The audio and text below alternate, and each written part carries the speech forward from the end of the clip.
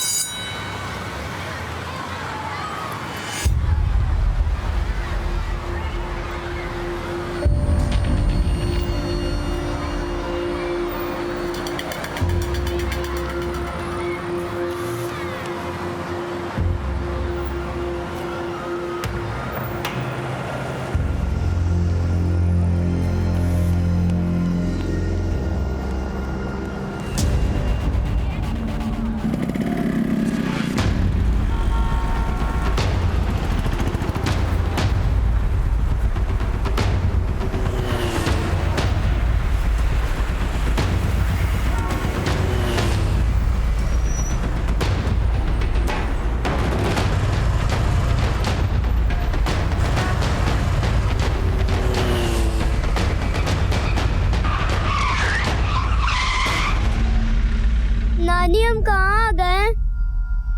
कहीं नहीं बेटा।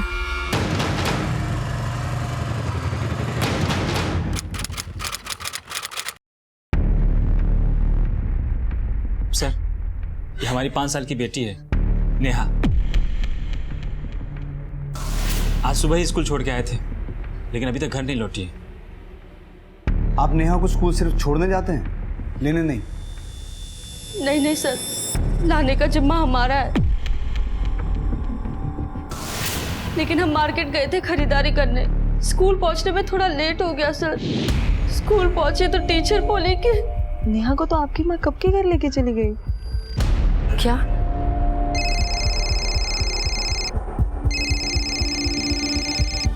हेलो, हम बोल रहे हैं सुमन। रानो जरा मम्मी से बात कराओ। हाँ हम अभी देखते हैं। मम्मी, मम्मी, मम्मी, मम्मी, सुमन दीदी का फोन है। मम्मी, पता नहीं कहाँ चली गई। दीदी तुमने मम्मी को देखा है क्या? हम तुमसे कुछ पूछ रहे हैं, जवाब तो दो, या कानपुर में हड़ताल है? तुम मम्मी को आवाज लगाई हो, जवाब मिला नहीं ना? मतलब मम्मी घर में नहीं है। सुन लिया ना तुमने? आप मम्मी के फोन पर ही फोन कर लो।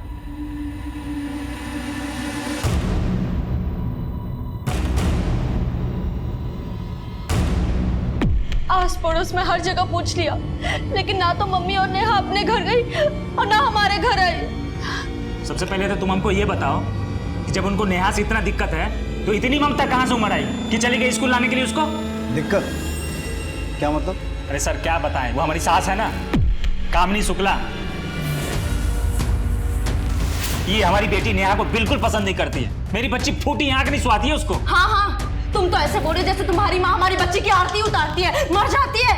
अरे वो हमारी बेटी को कोसती है। सर, हमारी सास हमें बिल्कुल पसंद नहीं करती, इसलिए वो हमारा पूरा गुस्सा हमारी बच्ची नेहा पे उतारती है। तुम्हारी माँ से फिर भी अच्छी है, वो तो तुम्हारी माँ को लड़का चाहिए था, इसलिए बार बार बोलती थी। नहीं माँ, हमें खेलना है। नेहा रुको एक मिनट। नेहा हमारी बात तो सुनो। नेहा, पापा अभी आते ही होंगे, पहले हाथ मुंह धो लो, पैकिंग कर लो, फिर खेलो, ठीक है? चलो। अरे क्या तुम भी जब देखो इसके पीछे पड़ी रहती हो। मेरी बात मानो, एक बेटा पैदा कर लो। एक बेटा होने से ससुराल में इज्जत रहती है।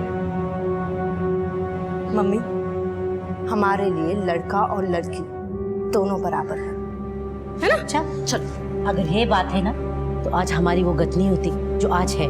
मम्मी ऐसा कुछ नहीं है, आज के जमाने में हमसे एक नहीं पलती, हम दो दो कैसे? रहने दो। अगर तू 2 बच्चे नहीं पाल सकती ना, तो इसे अनाथ आश्रम में डाल दे। अगर तुमने इसे अनाथ आश्रम में नहीं डाला ना, तो एक दिन हम ही इसका कोई इंतजाम कर देंगे। अब बताइए सर, कौन माँ अपनी बेटी को ये समझाती है कि अपनी बच्ची को अनाथ आश्रम भेज दो? बताइए आप ही। हाँ तो वो तुम्हारी माँ के डर से बोल रही थी। मेरी माँ से नहीं डरती थी, तुम्हारी माँ से मेरी माँ डरती थी। अच्छा, अपनी ये जुगलबंदी बंद करो यार। अपनी बच्ची के लिए यहाँ आए हो या झगड़ने आए हो? सर हमारी बेटी को ढूंढिए सर, हमारी बेटी हमें दिलवा दीजिए। पता नहीं हमारी बच्ची किस हाल में होगी, कहाँ होगी। सर आप FIR लिखिए मेरी सास के खिलाफ, कामनी शुक्ला के खिलाफ। वही मेरी बच्ची को गायब की है। नानी हम कहाँ आ गए? कहीं नहीं बेटा।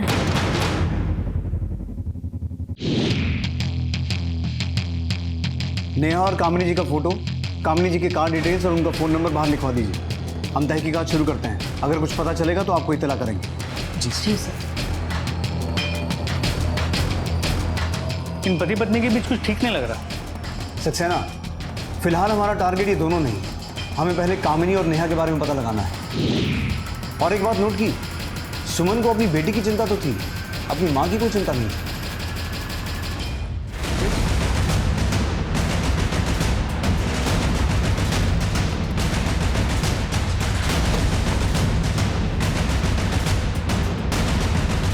सुनिए, जी सर। घर के सभी सदस्यों को बाहर बुलाइए। क्या हुआ है सर? आप बुलाइए तो। जी। रानो, पापा।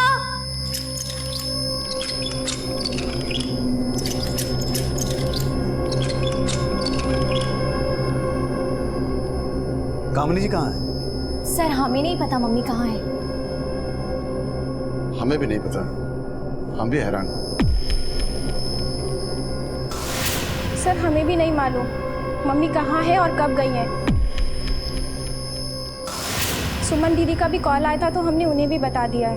आपकी दीदी सुमन और उनके पति विवेक ने ही एफआईआर दर्ज करवाई है कि आपकी मम्मी कामिनी ने नेहा को किडनैप किया है। आप एफआईआर लिखिए कामिनी शुक्ला के खिलाफ। वही मेरी बच्ची को गायब की है। नहीं सर, मम्मी नेहा का किडनैप क्यों करेंगी? तो फिर आपकी मम्मी है कहाँ?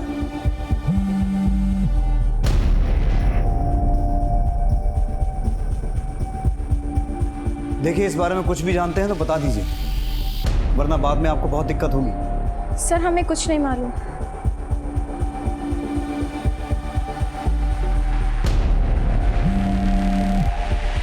ताज्जुब की बात है, घर का एक सदस्य गायब हो गया और जैसे किसी को कोई फर्क ही नहीं पड़ा।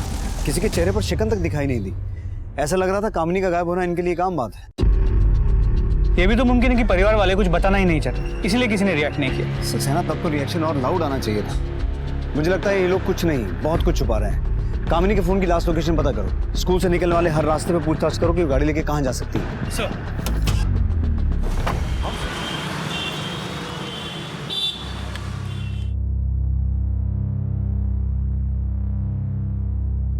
पापा, हम समझ सकते हैं कि पुलिस के सामने आप अपना मुंह नहीं खोले,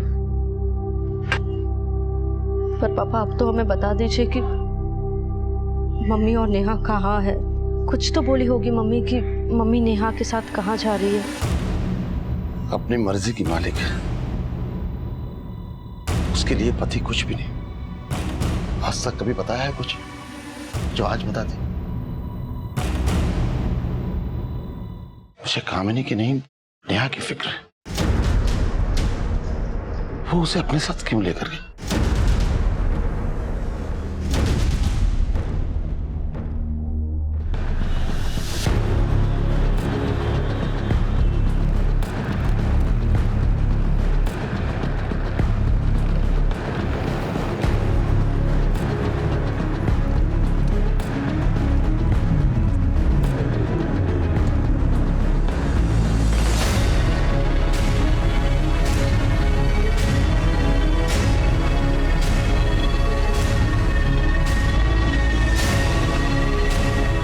हेलो,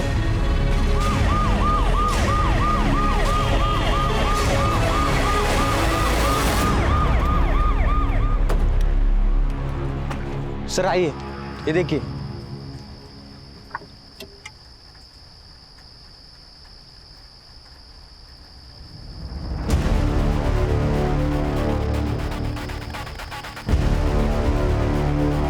गाड़ी में से कुछ मिला? ये मिला सर।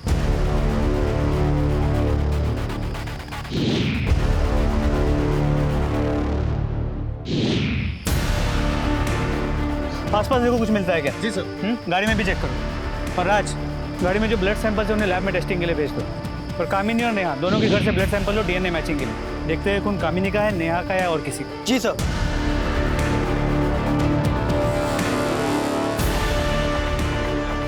हाँ सर, यहाँ कामिनी की गाड़ी स्कूल से 6 किलोमीटर दूर एक सुनसान जगह पे मिली है, लेकिन आसपास ना कामिनी है ना नेहा। और सर गाड़ी के पैसेंजर सीट पे कुछ खून के डब्बे मिले। क्या? देखिए, कामिनी अपनी कार में नेहा को लेकर किसी सुनसान जगह पे क्यों जाएगी? और जैसे कि तुम कह रहे हो कि कार में ब्लड ट्रेसेस मिले हैं, इसका मतलब कुछ बड़ा हुआ है।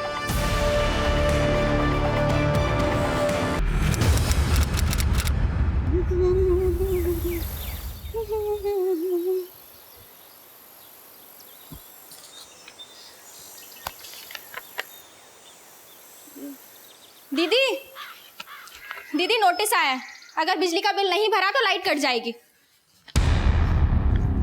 दीदी सुन रही हो? और मम्मी का भी 2 दिन से कुछ अता पता नहीं है, अब क्या करेंगे? दीदी हम तुम्हें कुछ बोल रहे हैं। मम्मी ने तो हमें फंसा दिया, सारे दोस्तों को बोला था कि हम बर्थडे की पार्टी देंगे, अब क्या बोलेंगे उनको? यहाँ घर की बिजली कट होने की नौबत आ गई है, बाई भी काम छोड़ के चली गई है, पर तुम होगी, तुम्हें तो पार्टी देने की पड़ी है। अरे कौन एलिजाबेथ की औलाद हो तुम कि पार्टी नहीं दोगी तो तुम्हारी शान में धब्बा लग जाएगा? हाँ ही बड़ी पार्टी देने वाली। दीदी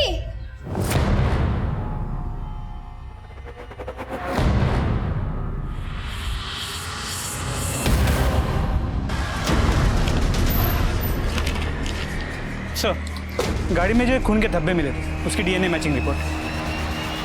खून नेहा का है। नेहा का?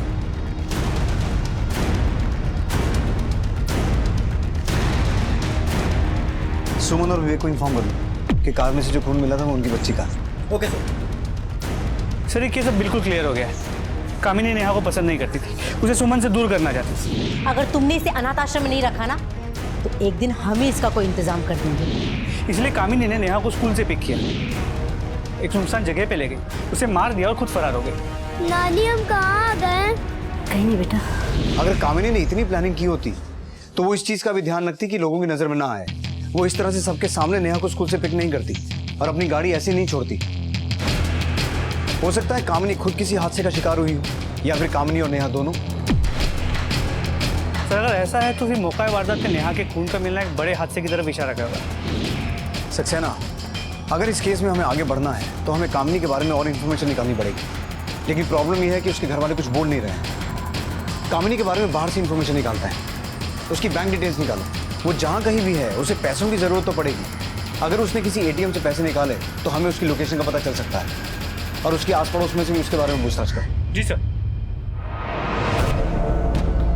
क्या बताओ कामिनी के परिवार के बारे में? उसका पति बेचारा कुर्सी से हिल भी नहीं पाता है। और दिव्यम को तो अभी अभी ब्यूटी पार्लर में नौकरी लगी थी, बाकी सब तो घर में बैठ के खाते हैं। जैसे तैसे तो कामिनी ने उसकी बेटी सुमन उसके हाथ पीले कर दिए। 10 साल हो गए राजकमल के एक्सीडेंट को, पर घर में कोई चीज की कमी नहीं है। पता नहीं कामिनी पैसे कहाँ से लाती है।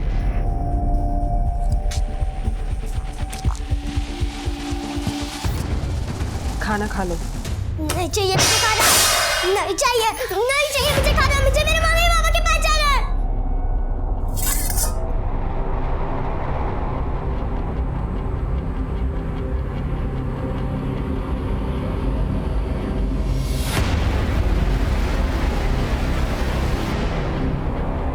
खाना खा लो। नहीं चाहिए मुझे खाना, मुझे मेरे मम्मी पापा चाहिए।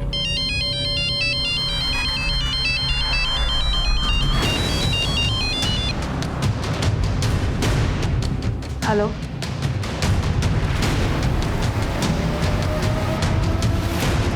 ठीक है।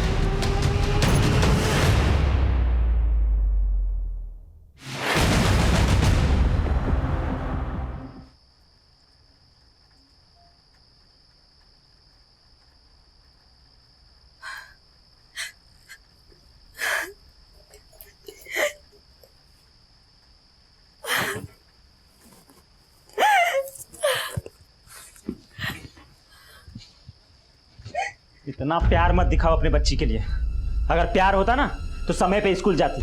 मार्केट सब बंद हो रहा था ना, सारी खरीदारी उसी दिन करनी थी और खरीद लेती ना साड़ी।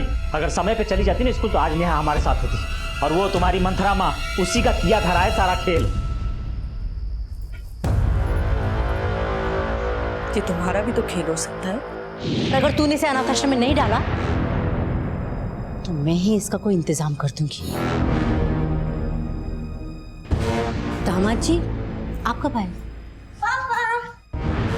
जब आप अपने माँ होने का फर्ज निभा रही थी ना और नेहा को अनाथ आश्रम भेजने का जो मास्टर प्लान बता रही थी तब। देखिए दामाद जी, मैं तो उसे बस समझा रही थी। अपना समझना समझाना जो है ना अपने पास रखिए। आपकी जैसी औरतें ही ना औरतों की दुश्मन होती है। आप गलत समझ रहे, मेरी बात तो सुनिए आप। अब तो आप ना बोले वही अच्छा है, वरना हम भूल जाएंगे कि आप लगती कौन है हमारी। और हाँ, दोबारा अगर नेहा को दूर करने का सोचे भी ना तो सही बता रहे, हमसे बुरा कोई नहीं होगा। चलो सुमन, जाके सामान पैक करो अपना। चलो नेहा।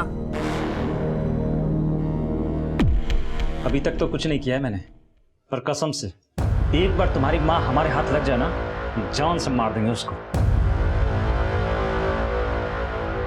सर, कामिनी ने एटीएम से कोई ट्रांजैक्शन नहीं किया है। उसकी मोबाइल की आखिरी लोकेशन उस कार वाली जगह की। उसके बैंक अकाउंट में भी कुछ खास पैसे नहीं है, लेकिन तो उसके बैंक डिटेल से ही इंपॉर्टेंट इन्फॉर्मेशन मिली। सर ये देखिए, 1 साल पहले तक कोई महेश उसके अकाउंट में हर महीने 50,000 रुपये ट्रांसफर किया करता था। 6 महीने पहले तक कोई नवीन है जो उसके अकाउंट में हर महीने 60,000 रुपये ट्रांसफर किया करता था।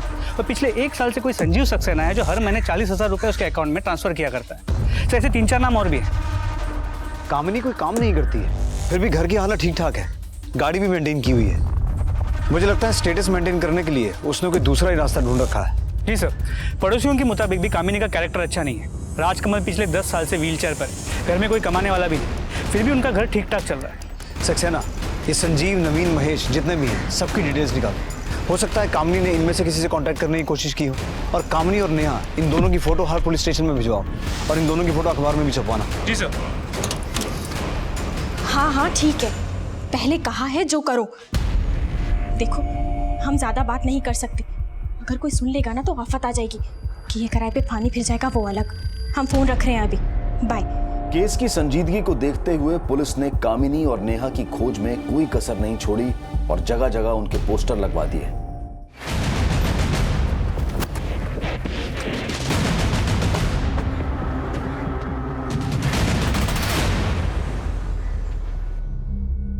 सर, मेरा उससे कोई चक्कर वक्कर नहीं था। अगर वो मेरे लिए कुछ करती थी तो पैसों से मैं उसकी मदद किया करता था। संजीव, तुमने इस महीने के पैसे ट्रांसफर नहीं किए। अरे परेशान क्यों होती हो, कर दूंगा। एक हाथ दे एक हाथ ले। सर, अपना तो सीधा सा फंडा है, उसे मुझसे पैसों के अलावा और कुछ नहीं चाहिए था। और मुझे समझ गए। कुछ आइडिया है वो कहाँ जा सकती है? उसने तुमसे या तुमने उससे कोई कांटेक्ट किया? नहीं सर। सर, कामिनी के साथ मेरा अफेयर मेरी बीवी के कार एक्सीडेंट में गुजर जाने के बाद शुरू हुआ था। हालांकि उसे मैं बहुत पसंद भी करता था और उससे शादी भी करना चाहता था, और ये बात मैंने उससे कई बार कही भी थी, लेकिन उसने कहा कि देखो, ख्याली पुलाव पकाना बंद करो। हमारे बीच में जो भी है बस यही तक है कि प्यार व्यार ना सारा झूठ चक्कर है और मुझ पर बहुत सारी जिम्मेदारियां हैं। मैं ये जो सब कुछ कर रही हूँ ना अपने घर वालों के लिए कर रही हूँ। तो लेकिन कामिनी, मैं तुमसे बहुत प्यार करती हूँ और मैं तुमसे शादी करना चाहता हूँ। सेंटिमेंटल होने की कोई जरूरत नहीं है। वैसे भी इस उम्र में शादी करने का मेरा कोई शौक नहीं है और ना ही कोई ख्वाहिश। अरे लेकिन इसमें बुराई क्या है? एक पति से परेशान हूँ, उसमें अच्छाई भी क्या है? अरे लेकिन मेरी बात तो सुनो कामिनी। तो उसने आपका घोड़ी चढ़ने का सपना तोड़ दिया और साथ ही दूसरे मर्दों के साथ संबंध भी बनाती रही। कहीं इसी बात से नाराज होकर आपने तो गायब नहीं किया उसे? सच सच बताइए महेश जी, क्या किया कामिनी के साथ? मैं उसकी मर्जी का सम्मान करता था और उसकी मजबूरी को समझता भी था। मैं उसे गायब करने या उसे नुकसान पहुंचाने के बारे में तो सोच भी नहीं सकता।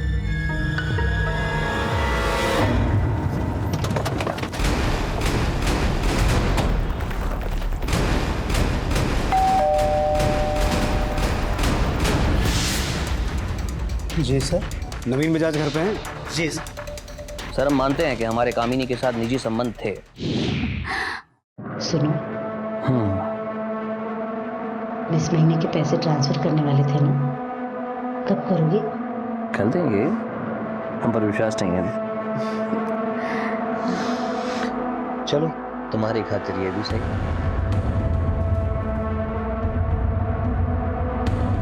पूरे 60,000। अब खुश? लेकिन इस बात को बहुत समाना हो गया, एक वक्त हो गया। और वैसे भी कामिनी 3 जवान बेटियों की माँ थी। इश्क का भूत एक दिन तो उतरना ही था। और फिर हमें लगा कि हम कुछ गलत कर रहे हैं, तो हमने उससे दूरी बना ली और उसके बाद फिर हम लोग कभी नहीं मिले। जब आप उनके साथ रिलेशनशिप में थे तो बहुत कुछ शेयर किया होगा, पसंद नापसंद, कहाँ जाना पसंद करती हैं, कहाँ नहीं पसंद करती हैं, कुछ आइडिया है? सर बड़ी ही चालबाज औरत थी, कुछ भी कर सकती है वो। अब ऐसे लोग किससे संबंध रखते हैं किससे नहीं, अब हमें इन बातों में कोई दिलचस्पी नहीं।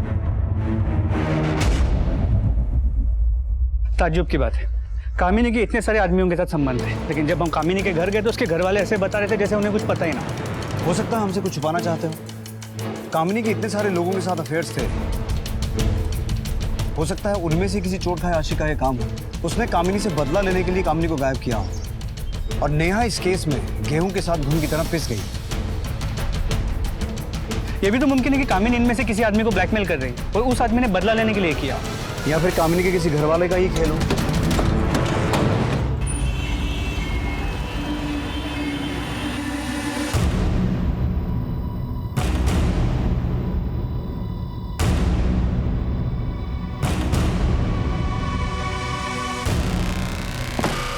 हाँ ठीक है, तुम फोन रखो, हम पहुंच रहे हैं। ठीक है, बाय।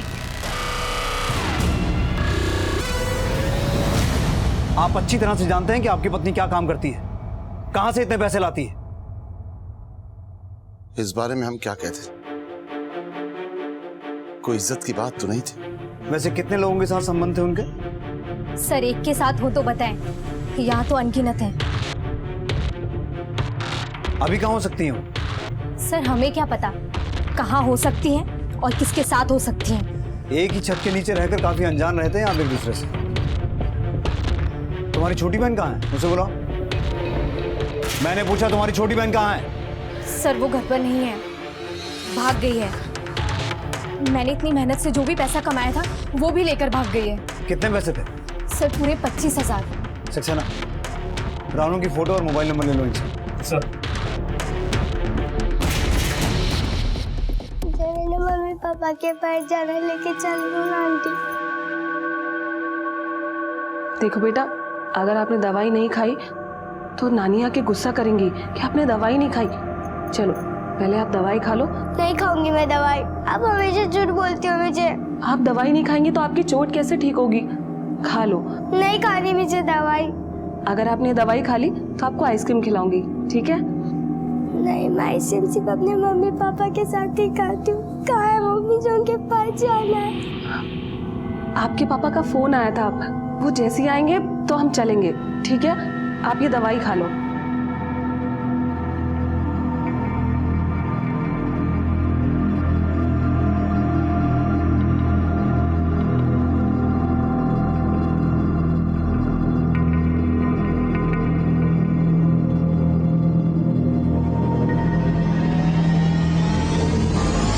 रानू आखिर जा कहाँ सकती है?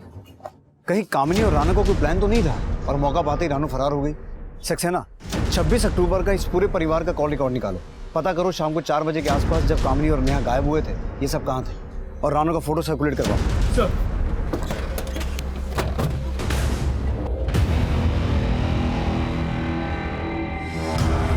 कहाँ भागने की कोशिश कर रही हो? अब झूठ बोलता, आप मेरी मम्मी को नहीं जानते हो। अगर मैं झूठ बोल रही होती तो ये डॉल मेरे पास कैसे आती? ये आपके पापा ने आपके लिए भिजवाई है।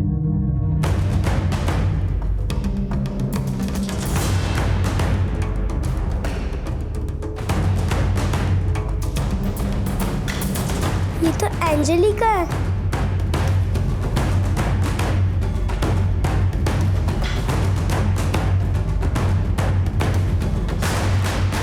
हेलो, काम हो गया।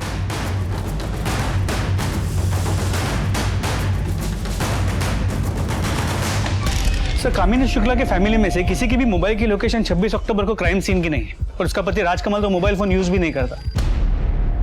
तो हो सकता है कि कामिनी खुद भाग गई हो, लेकिन वो भागेगी क्यों और अपनी नातिन को लेके क्यों जाएगी? लेकिन कामिनी की कार में से नेहा का खून मिला है, इसका मतलब है कुछ तो हुआ है। अब या तो कामिनी और नेहा दोनों के साथ कुछ हुआ है या फिर नेहा के साथ कामिनी ने ही कुछ किया है। पर क्या वाकई एक औरत अपनी नातिन से इतनी नफरत कर सकती है कि उसका खून कर दे, वो भी बिना वजह? रानू के कॉल डिटेल्स आए? सर जल्दी आ जाएंगे।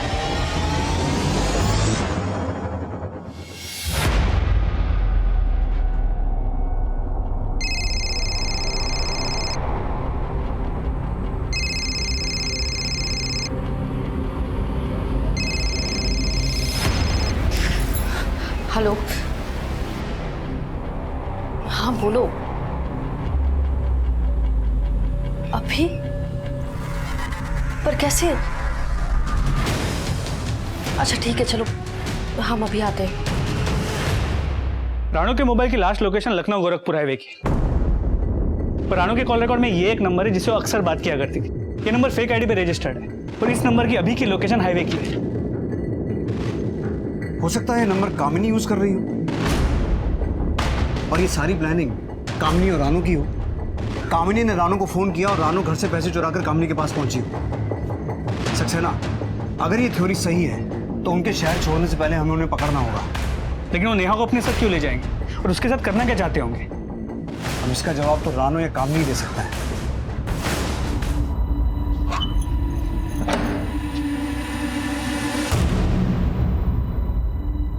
नेहा, नेहा,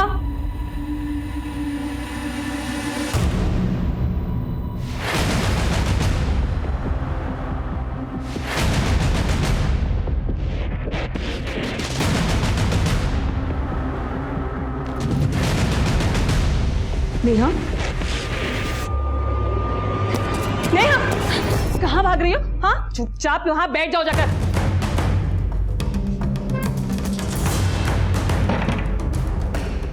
हेलो, हमसे नहीं होगा, हमने बहुत कोशिश कर ली।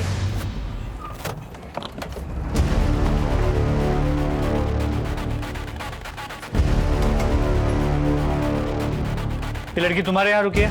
हाँ सर। कौन से कमरे में? ये 202 में। चलो। तेरे साथ सब कुछ किया, अपना सब कुछ दे दिया और तूने मेरे साथ धोखा दिया। धोखा नहीं किया मैंने तुझे।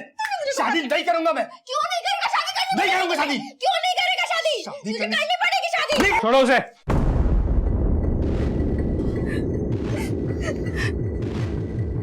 हाँ सर, हमारा इससे अफेयर था, लेकिन सर सिर्फ टाइम पास।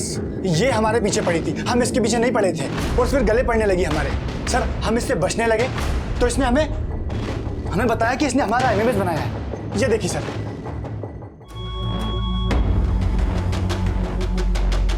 इसके बाद इसने हमें ब्लैकमेल किया कि अगर हमने इससे शादी नहीं की तो ये हमारा वीडियो वायरल कर देगी। सर इसलिए हम डर गए थे, इसलिए सर हमने प्लान बनाया कि हम इसे लेकर कहीं दूर चले जाएंगे। हाँ ठीक है, तुम फोन रखो, हम पहुंच रहे हैं। ठीक है, बाय। हम एमएमएस नहीं बनाते तो क्या करते? लड़कों को आदत होती है इधर उधर मुंह मारने, लेकिन शादी के लिए सिर्फ अच्छी लड़की चाहिए। घर से तो हम सारी उम्मीदें खो चुके थे। सर पापा की हालत तो आप देखे ही थे, मम्मी भी कोशिश कर करके हार मान गई थी। मेरी बेटियां बहुत गुणी हैं, आपके घर को स्वर्ग बना देंगी। कम से कम एक बार देखिए। भाई साहब सुनिए तो। भाई साहब क्या हुआ माँ? क्या बोले लड़के वाले? हाँ कर दी उन्होंने? देखो, अब ना मैं थक चुकी हूँ। तुम लोग अपनी जिम्मेदारी खुद उठा लो। किसी भी लड़के को पटाओ, किसी को भी पसंद करो, जहाँ चाहिए उसके साथ भाग जाओ, पर मेरी छाती पे मूंग डालना बंद करो। सर जब घर के हालात ऐसे हो तो कोई क्या करे? दिव्यम दीदी की हालत तो इससे भी बदतर थी।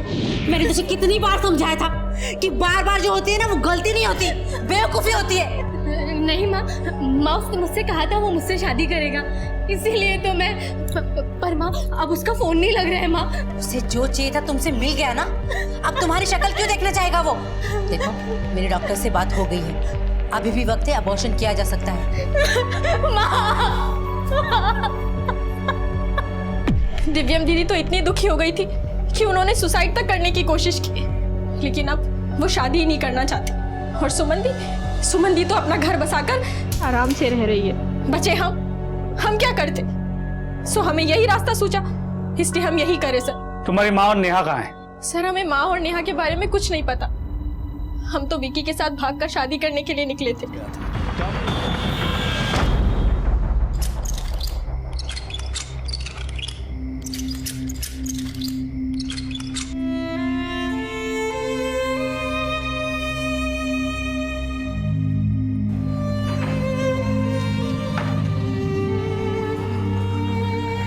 आपकी दीदी सुमन और उनके पति आप अच्छी तरह से जानते हैं कि आपकी पत्नी क्या काम करती है। आपकी मम्मी कामिनी ने नेहा को वैसे कितने लोगों के साथ संबंध थे उनके? सर एक के साथ हो तो बताएं, यहाँ तो अनगिनत है।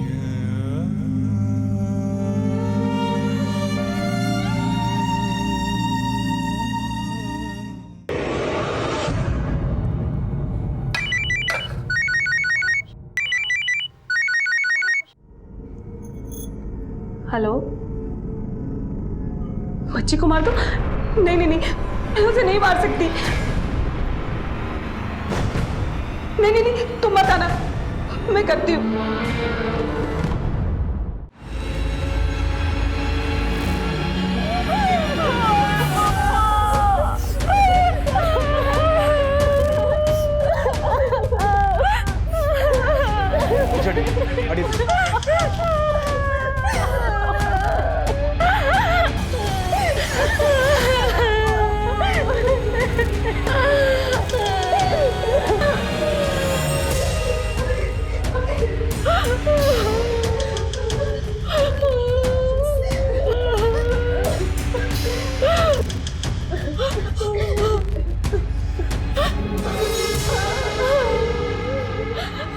सुसाइड का मामला लगता है। बॉडी को पोस्टमार्टम के लिए भेजाओ।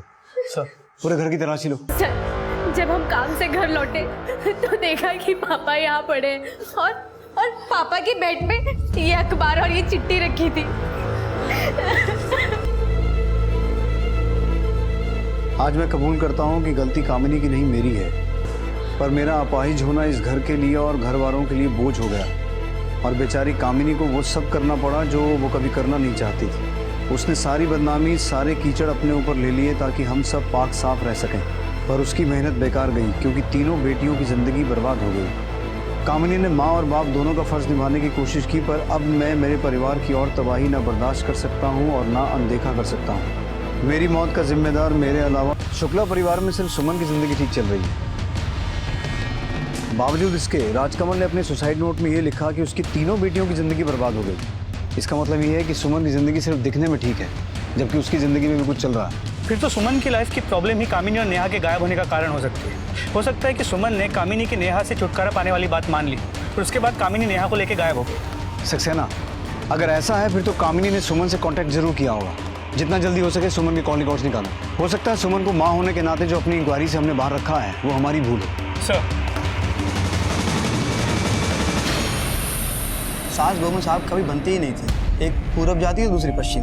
और सुमन का क्या बताएं साहब, पहले तो एकदम ठीक ठाक रहती थी, पर अब ना जाने उसको क्या हुआ है। हीरोइन की तरह चमक धमक के इधर उधर घूमती रहती है सब। सुमन की सास जमुना अपनी पोती नेहा को पसंद नहीं करती थी। जमुना मौसी जो थी वो पोते की आस लगाए बैठी थी। अब वो तो उनको मिला नहीं और सुमन से भी कुछ खासा जमता नहीं था उनका, छुटकारा चाहती थी। कामिनी और नेहा के गायब होने से काफी खुशी मिली होगी आपको। कामिनी की वजह से आपकी बदनामी हो रही थी और पोते की जगह पोती आ गई थी, तो उससे भी छुटकारा मिल गया। नेहा से कोई हमारी दुश्मनी नहीं थी, वो कामिनी नहीं कमीनी थी। जब से उसकी बिटिया हमारे घर में ब्याह के आई है ना, मोहल्ले में गज भर लंबी जबान निकल आई है लोगों की। सुमन के घर वालों की बदचलने की वजह से हम भी बदनाम हो गए हैं, जीना मुश्किल हो गया है हमारा। और इसी वजह से आपने उन दोनों की जान ले ली। नहीं साहब, अगर इस हादसे में आपका जरा सा भी हाथ हुआ ना, तो याद रखिएगा आपकी बदनामी जेल तक आपके साथ जाएगी।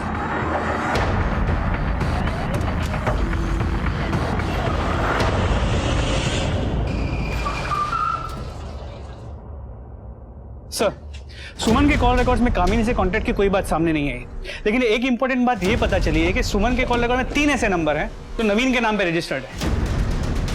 इनमें से एक नंबर तो खुद सुमन यूज कर रही है और इन तीनों नंबर में अक्सर बातें हुआ करती है।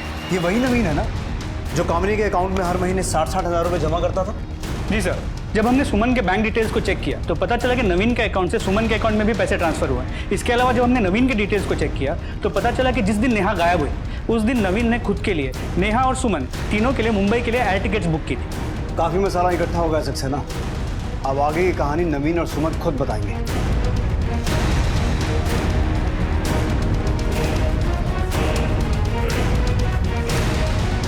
ये रहे तुम्हारे कॉल रिकॉर्ड्स और बैंक डिटेल्स।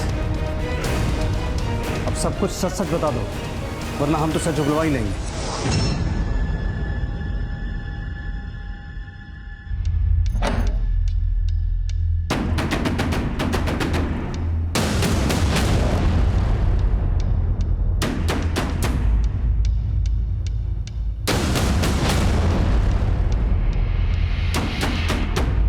विवेक के पास बहुत पैसा है, ये सोचकर हमने उससे शादी कर ली।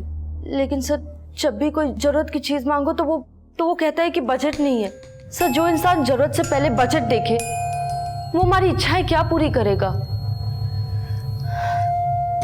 सर जब हमारा अफेयर कामिनी से चल रहा था उसी दौरान हमें सुमन से प्यार हो गया। कामिनी हम दोनों को करीब आने नहीं देना चाहती थी। वो हमेशा चाहती थी कि सुमन किसी भी तरह मेरे चंगुल में ना पड़े, और इसी दौरान उसने आनंद फानन में एक लड़का ढूंढा और सुमन की शादी कर दी। फिर मैंने भी उसके बाद कामिनी से कोई रिश्ता नहीं रखा, सब खत्म कर दिया।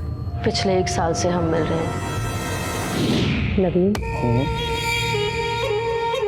क्या तुम सच में ऐसा करोगे? अरे हम कह तो रहे हैं तुमसे कि तुम्हारे साथ साथ हम नेहा को भी अपना लेंगे। और फिर एक दिन हम भागने का प्लान बना रहे थे।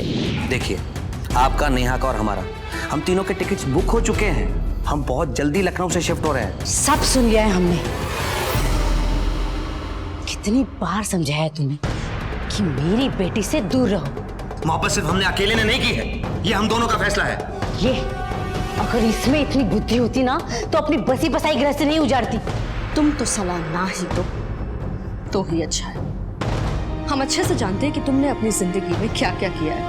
मैं भी देखती हूँ कि तुम दोनों यहाँ से कैसे जाती हो। सर प्लान के मुताबिक सुमन को नेहा को स्कूल से लेने जाना था। किसी कारण से सुमन लेट हो गई और उससे पहले कामिनी नेहा को लेकर स्कूल से चली गई। मम्मी नेहा को कहाँ लेकर गई, उसके साथ क्या किया, हमें कुछ। खुद कामिनी के साथ क्या हुआ हमें इस बारे में कुछ भी नहीं खबर। ठीक है, फिलहाल तुम दोनों जा सकते हो, लेकिन जब तक ये केस सॉल्व नहीं हो जाता भागने की सोचना भी मत।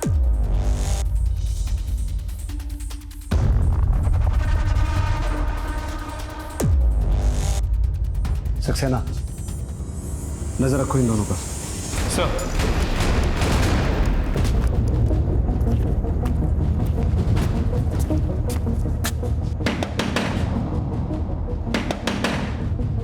नेहा बेटा, नेहा जल्दी उठो, जल्दी चप्पल पहनो, जाओ बेटा जल्दी।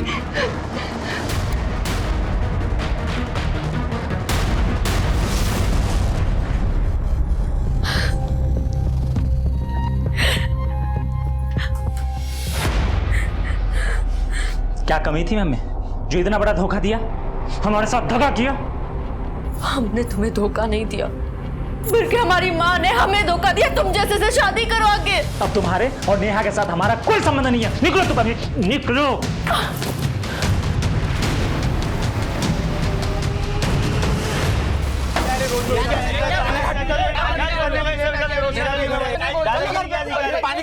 बंद करो सब।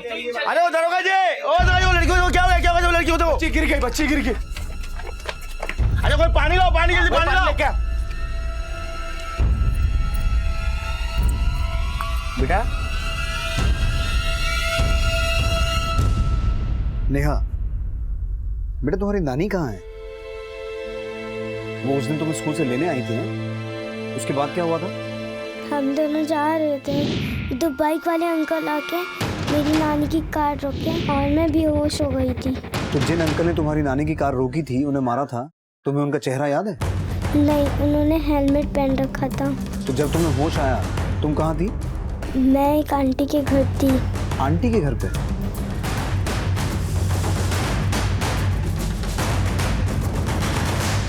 सर बच्ची मुझे यहाँ पे बेहोश पड़ी मिली।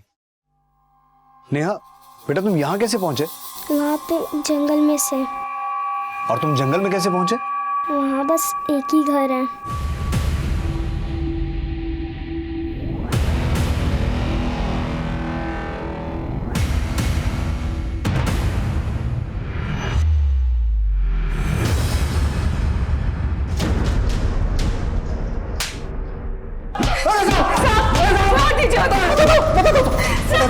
बता दो साहब।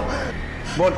मैं नेहा को उठाने गया था साहब, लेकिन जब मैं स्कूल पहुंचा तो मैंने देखा कि कामनी नेहा को अपने साथ एक कार में जा रही थी। मैंने उसका पीछा किया, उसने कार एक सुनसान जगह में रोक दी साहब। वो नेहा को छोड़ नहीं रही साहब। नेहा को छुड़ाने के लिए मैंने उसे मारा और वो मर।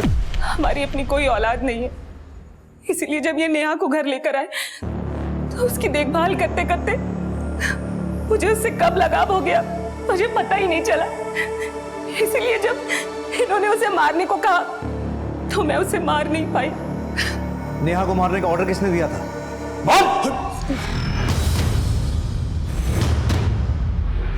सर हम सुमन को बहुत प्यार करते हैं, लेकिन उसकी बच्ची को नहीं अपनाना चाहते थे। लेकिन एक सुमन है कि बिना बच्ची के हमारे पास आना ही नहीं चाहती थी, इसलिए फिर हमने रमन को बेचा कि उसकी बच्ची को किडनैप करे और मार दे। नवीन,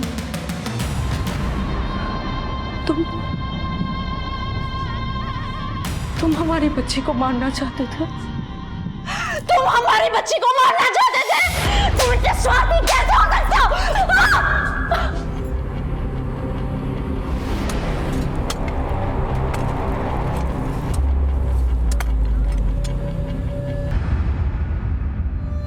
बतौर माता पिता जब भी कोई फैसला लें तो सिर्फ उसके अच्छे के बारे में नहीं बल्कि बुरे प्रभाव के बारे में भी सोचें, क्योंकि बच्चे माता पिता की परछाई होते हैं और ये माता पिता पर ही निर्भर करता है कि वो परछाई उज्जवल होगी या फिर स्याह। इसी विचार के साथ अब मैं अनूप सोनी आपसे विदा लेता हूं। फिर मुलाकात होगी अगले एपिसोड में एक और चौंका देने वाले केस के साथ।